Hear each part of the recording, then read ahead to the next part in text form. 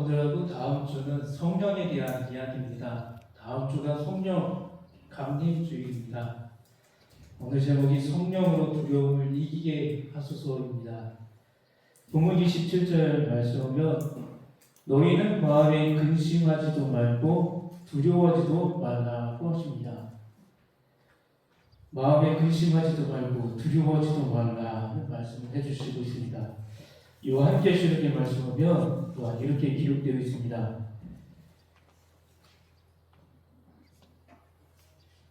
요한계시록 21장 8절입니다. 그러나 두려워하는 자들과 믿지 아니하는 자들과 흉악한 자들과 살인자들과 음행하는 자들과 점술가들과 우상 숭배자들과 거짓말하는 모든 자들은 불과 유황으로 타는 못에 던져지리니 이것이 둘째 사망이다. 왜 요한계시록에 두려움이 심판의 대상일까? 이것을 뒤집어 보면 알 수 있습니다. 이 두려움에 무엇이 들어있나? 예수께서 십자가에 돌아가시기 전에 제자들에게 오늘 이 요한복음 24장의 말씀을 하시면서 근심하지 말라, 두려워하지 말라 그랬습니다. 그리고 훗날에 요한에게 이 두려움에 대해서 이야기해 주었습니다. 이 두려움의 안에 있는 것이 무엇인가? 우리는 때로 두려움을 이겨보려고 헛새를 부리고 때로는 교만해집니다. 결급이 헛새와 교만을 싸우면서 폼을 내보려 할 때가 있습니다. 두려울 것이 아니라는 사실을 알기까지 내가 왜 이 두려움을 가졌을까? 지난 날을 돌아보면서 후회하는 시간이 있습니다.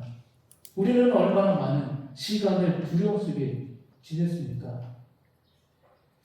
하나님이 주신 삶의 축복들을 놓치며 살다가 마지막이 되어서야 그때 더 용기를 내볼 걸, 그때 두려워하지 말고 시도해 볼 걸 하며 탄식할 때가 얼마나 많습니까? 인간의 두려움은 교만으로부터 시작됩니다. 교만과 두려움은 동전의 양면과 같습니다. 교만한 사람들은 자기의 두려움을 감추기 위해서 매우 노력합니다. 외적으로 과시하는 겁니다. 때로는 그것이 지식일 수도 있고 재물일 수도 있고 명예와 권력이 되기도 합니다. 그런데 바로 그 교만의 뒷면에는 자신의 두려움을 은폐하려는 의도가 숨겨져 있습니다. 그래서 교만한 사람은 남이 나를 공격하기 전에 먼저 남을 공격하고 찌릅니다. 무시당하기 전에 먼저 남을 무시하고 남이 나를 조롱하기 전에 먼저 남을 조롱합니다. 그래야 스스로가 보호받을 수 있다고 생각하기 때문입니다. 이렇듯 교만이란 자신의 두려움을 사람들에게 숨기기 위한 자기 변호와 자기 방어막이라고 할 수 있습니다. 두려움을 감추기 위한 철저한 은혜의 전술이라고 할 수 있습니다. 그렇다면 교만과 두려움이 왜 생기는 것일까요? 인간이기 때문입니다. 인간은 전능자이신 하나님이 아닙니다. 우리에게는 다양한 것이 있습니다. 두려움, 공포, 교만, 겸손, 여러 가지 인간 안에는 들어 있습니다. 바로 이 사실을 깨달을 때에, 즉 자신에게 한계가 있고 자신의 삶이 끝날 수 있다는 사실을 깨달을 때에 두려움이 발생합니다. 우리 모두에게는 이 두려움의 영이 있습니다. 어린 아이든 청소년이든 장년이든 노인이든 누구나 목회자가 됐든 모든 성도에게 이 두려움의 영은 있습니다. 이것은 우리를 끊임없이 위협합니다. 하루를 살면서도 두려움 없이 사는 것이 쉽지 않습니다. 그렇다면 우리를 위협하는 두려움에는 어떤 것들이 있겠습니까? 첫째는 상실에 대한 두려움입니다. 사랑하는 배우자의 떠남. 어느 날 갑자기 내 배우자가 떠나게 된다면 어떻게 될까? 혼자서 인생을 살게 되는 것은 아닐까? 이렇게 열심히 쌓아놓은 재물이 어느 날 갑자기 무너지는 것은 아닐까? 내 명예와 권력이 사라지지는 않을까? 언젠가는 건강을 잃어버리고 생명까지도 빼앗기는 날이 다가올 텐데 그것을 어떻게 감당할 수 있을까? 상실에 대한 두려움이 우리 모두에게 있습니다. 둘째는 실패에 대한 두려움도 있습니다. 세상이 얼마나 살벌하고 경쟁적이며 치열한가를 매일 느끼면서 내가 정말 성공할 수 있을까? 이 일을 할 수 있을까? 내가 이 일의 적임자일까? 어쩌면 나는 무능하고 무기력한 사람이 아닐까 하는 끊임없는 끝없는 질문 앞에서 두려워하는 것입니다. 셋째는 매일 부딪히는 것으로 사람에 대한 두려움이 있습니다. 가족 간에 찾아오는 두려움이 있고 또한 우리 이웃들, 마을 주민들과의 관계, 교회 안에서의 부딪히는 이 모든 관계에서 오는 두려움이 있습니다. 인간관계가 어렵다는 사실을 매일 절감하면서 사람들이 나를 어떻게 볼까? 내가 말하는 거에 저 사람은 나를 어떻게 이야기할까? 이 공동체는 나를 어떻게 생각하고 있을까? 나 자신을 평가합니다. 내가 사람들에게 어떤 존재일까 하는 생각들로 사람들 앞에 서는 것이 불안과 두려움으로 다가오는 것입니다. 이 두려움 때문에 세상으로 나오지 못하는 어둠 속에 갇혀있는 자들도 있습니다. 이런 두려움이 깊어지고 반복이 되면 마치 질병처럼 우리를 억압하게 됩니다. 우리는 그것을 공포증 혹은 포비아라고 말합니다. 포비아를 앓고 있는 사람들을 보면 때로는 이해할 수 없는 경우가 있습니다. 개나 고양이 벽을 보면서 두려워합니다. 높은 곳에 올라가는 것을 두려워하는 고소공포증과 물을 보면서 두려워하는 물공포증도 있습니다. 우리가 지금 하고 있는 이 농사 짓는 것도 때로는 이 포비아가 나에게 찾아오면 다 포기하고 싶은 마음이 있습니다. 지금 한참 들녘에 나가서 일을 해야 되는데 이 사람과의 관계, 여러 가지 갈등과의 관계, 이 두려움이 나에게 언습하면 모든 것을 포기하게 됩니다. 나는 안 돼. 나는 못해. 그렇다면 예수님을 믿는 우리는 이 불안과 두려움을 어떻게 이겨나갈 수 있을까요? 오늘 본문에서 예수님은 우리에게 평안을 주신다고 말씀하십니다. 근심하지도 말고 두려워하지도 말고 내 삶을 담대하게 살라고 가르치십니다. 본문 27절 말씀입니다.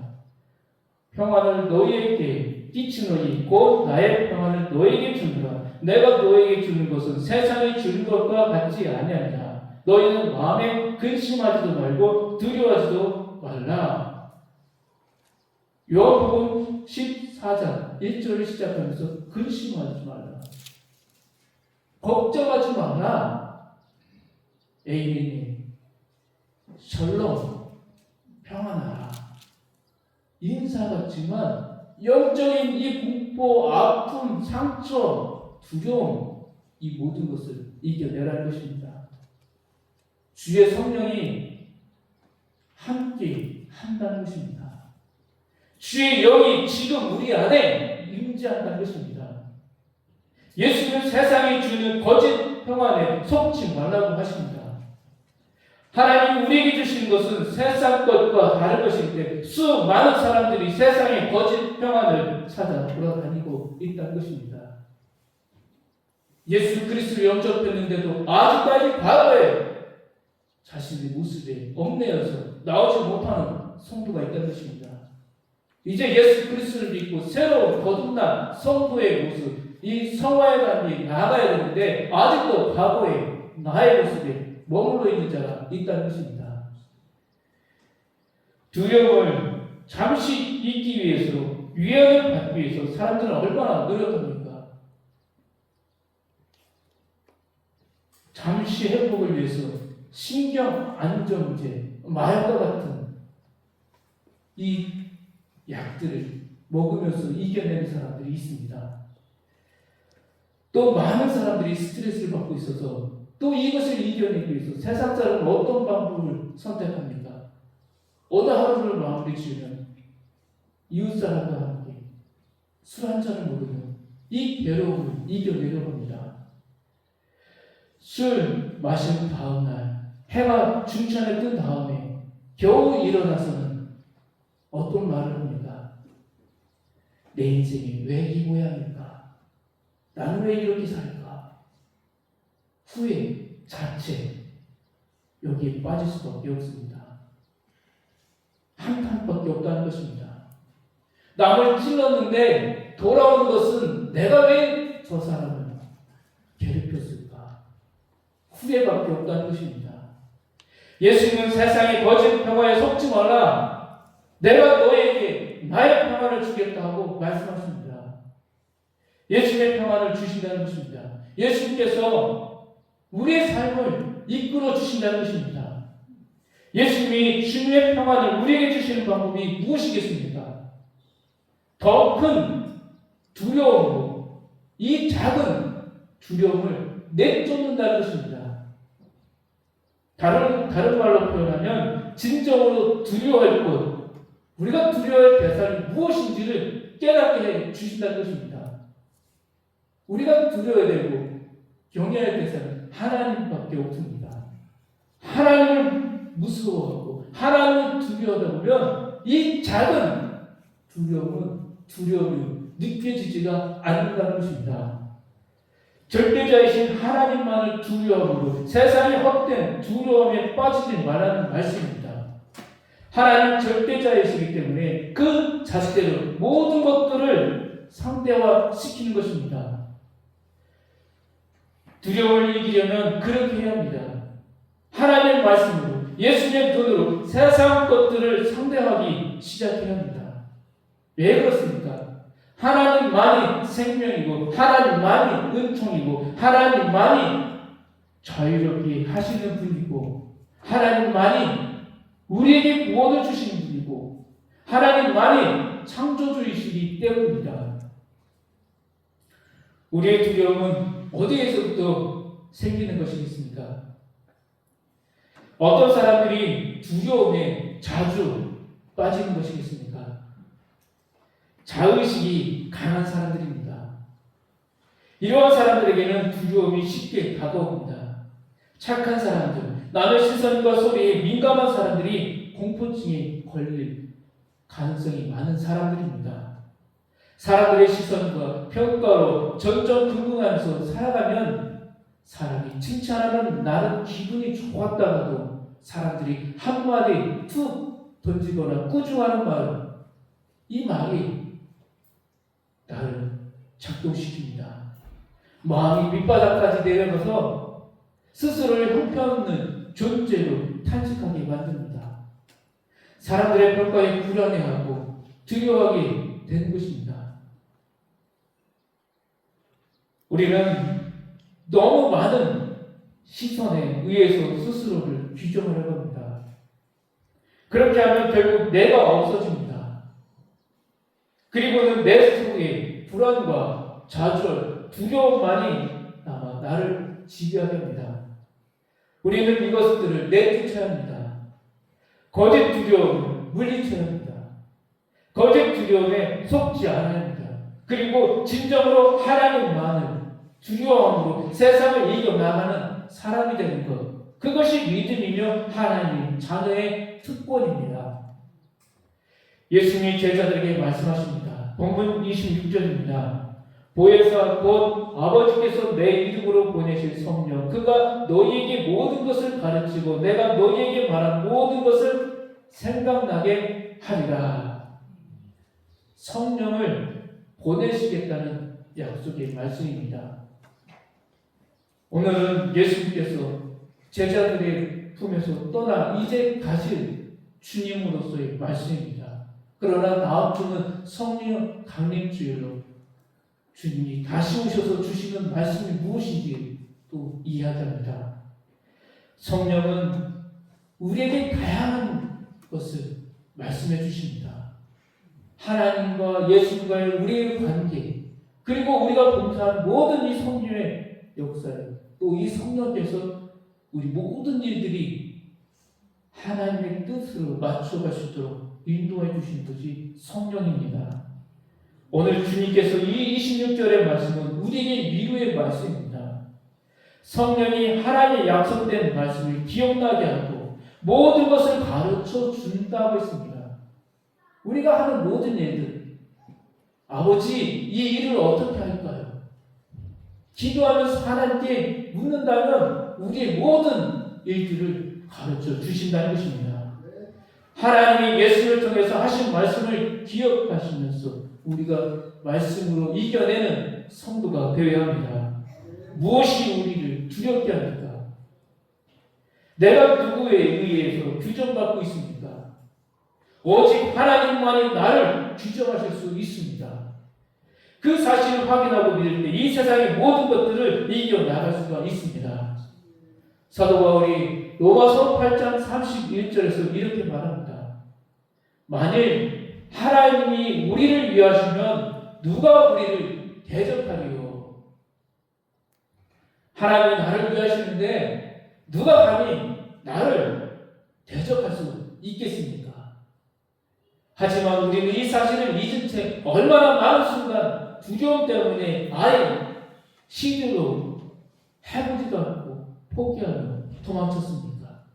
나는 안 돼. 나는 왜 이렇게 공격을 받아? 하나님이 내게 주신 삶의 축복들을 놓쳤습니까? 기억해야 합니다. 하나님이 우리를 위하십니다. 하나님이 온 우주 만물의 주인이시고 지금도 살아 역사하십니다. 주의 영으로 우리와 함께 하십니다. 내가 하나님 앞에 섰습니다. 내가 지금 하나님과 인생을 걸어가고 있습니다. 하나님, 나를 가르쳐 주시옵소서. 성령님이여 깨우쳐 주시옵소서. 기도하며 내게 주신 이 주어진 삶을 주님과 더불어 담대하게 살아가는 성도가 되길 소망합니다. 기도하겠습니다. 하나님 아버지, 근심, 걱정, 두려움, 성령으로 이기는 자 되게 하여 주옵소서. 주님께서 주시는 참된 평화를 누리며 담대하게 인생을 사는 지혜로운 성도 되게 하여 주옵소서. 점점 날씨가 더워지는 이 세상 속에서도 지치는 영혼 없도록 영역이 더욱더 간건하게 하여 주옵소서. 예수 그리스도의 이름으로 기도합니다. 아멘.